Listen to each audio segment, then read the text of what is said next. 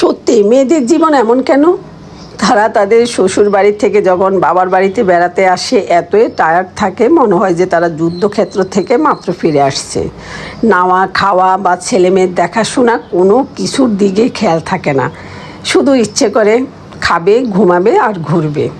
কারণ ঘরে তো যাদের বোন আছে, মা আছে, তাদের তো আরও নিশ্চিন্তা, তাই না?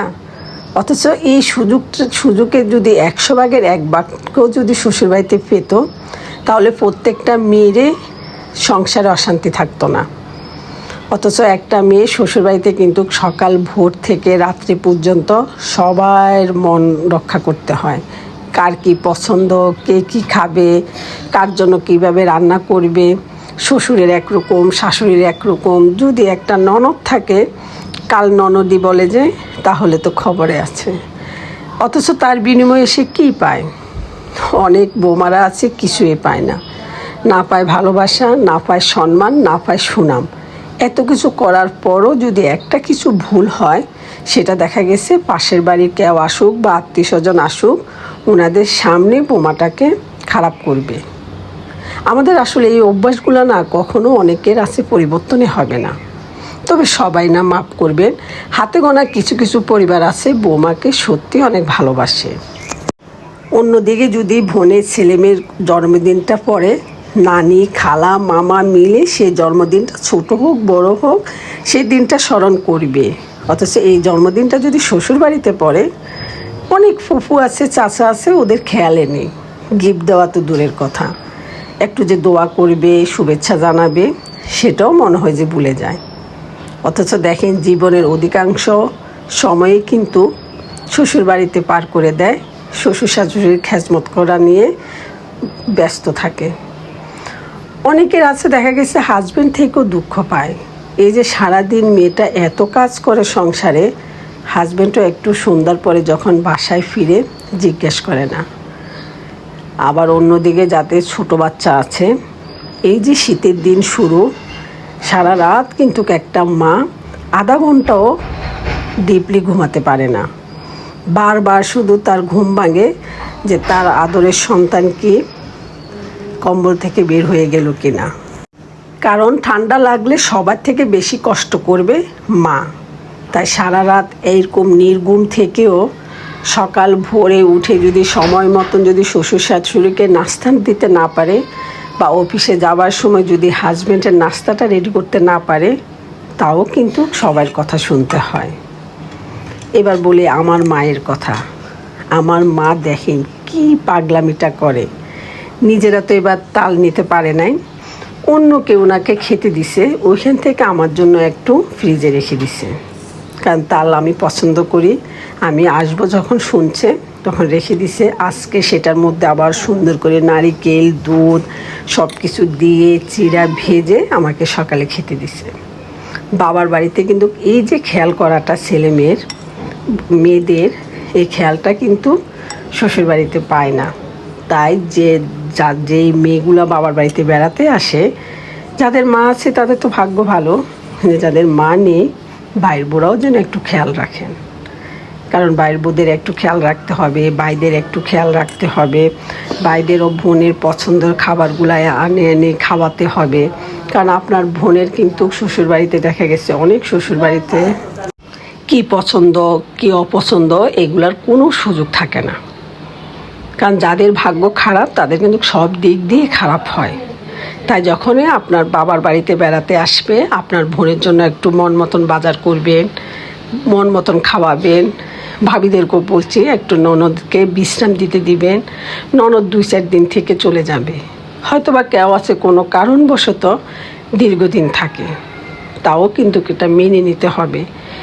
কারণ বাবার বাড়িতে মেয়ে আসবে, মেয়ে ভালো থাকবে, মেয়ে হাসি খুশিভাবে চলে যাবে, এটাই স্বাভাবিক। তাই আমি আজকে হাঁস নিয়ে আসছি তখন ভাবছি যে আমার বাবার বাড়ির পাগলামিগুলো একটু শেয়ার করি আপনাদের সাথে। অনেকের কিন্তু কমেন্ট আসে আমার কাছে যে বাবার বাড়িতে আমাদের ভাবি ভালোবাসে না, মা ভাইয়ের উপরে ডিপেন্ড থাকলে মা কি করবে, অন্ধ হয়ে যায়, মেয়েটার জন্য কিছুই করতে পারে না। তাই যেসব ভাইরা রোজগার করেন, বোনদের দিকে একটু খেয়াল রাখবেন। এখন গেলাম ছাদে, যে এই বিষয়টা বাংলাদেশে আসলে আমার কাছে খুবই ভালো লাগে।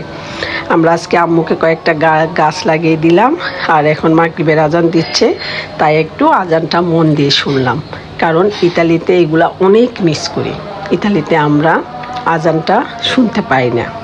আপনারা একটু শুনুন।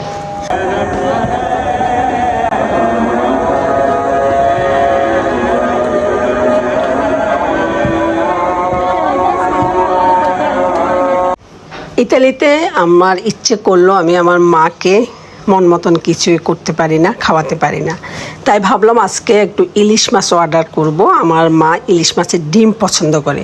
আজকে কিন্তু বিশাল বড় একটা ধরা খেতাম। আল্লাহ পাকে অনেক বড় একটা দুঃখ থেকে রক্ষা করছে, কষ্টের থেকে। কারণ টাকাটা বড় কথা না, আমার টাকা গেলে তেমন সমস্যা হতো না, কিন্তু আমি যে একটা আশা করে থাকতাম, যে একটা মানে স্বপ্ন বুনতাম যে আমার মাছগুলো আসবে, আমি আমার মাকে খাওয়াবো, আমি খাবো, সবাইকে গিফট করব, এই যে একটা আশা করে থাকতাম, সেটা ভেঙে যেত।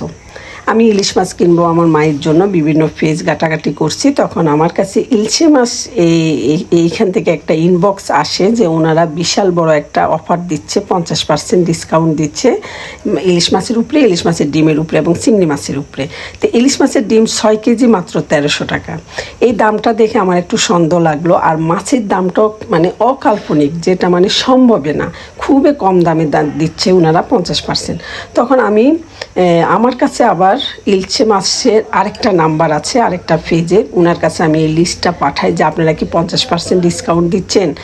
আবার এইদিকে আমাকে বিকাশ নম্বরে দিয়ে দিছে যে আমি যদি মাছ নিই, আমি বলছি আমি 18 কেজি নিব, ইলিশ মাছ 6 কেজি, ইলিশ মাছের ডিম 6 কেজি আর চিংড়ি মাছ 6 কেজি, তাহলে আপনি 1750 টাকা এই নাম্বারে বিকাশ করুন।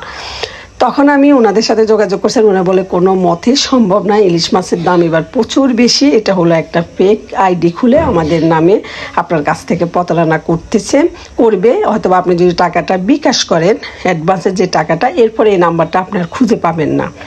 তাই আমি চিন্তা করলাম এই সামান্য 1750 টাকার জন্য তারা এত বড় মিথ্যা কথা বলতেছে। দেখা গেছে আমি 1750 টাকা পাঠাতাম, আমার কিছুই হইতো না, আমার একটু কষ্ট লাগতো যে আমি হয়তো অপেক্ষায় থাকতাম মাছগুলো আসবে, এই যে আমার একটা মন ভাঙবে, এই মন ভাঙার জন্য মানে কত বড় গুনাহ হচ্ছে। হায়রে মানুষ, সামান্য 1500-2000 টাকার জন্য এত বড় মিথ্যা, এত বড় প্রতারণা। তাই আপনারা সবাই সাবধান থাকবেন যে এই ধরনের যখন অনলাইনে শপিং করবেন, ভালো মতন যাচাই বাছাই করে তারপরে আপনারা আপনাদের শখের জিনিসগুলো অর্ডার করবেন। আজকে আমাকে মানে টাকা কিন্তু সামান্য, আমি হয়তো বা 1750 টাকা বিকাশ করতাম, কিন্তু আমি যে একটা আশা করে থাকতাম, সেই আশাটা আমার ভেঙে যেত।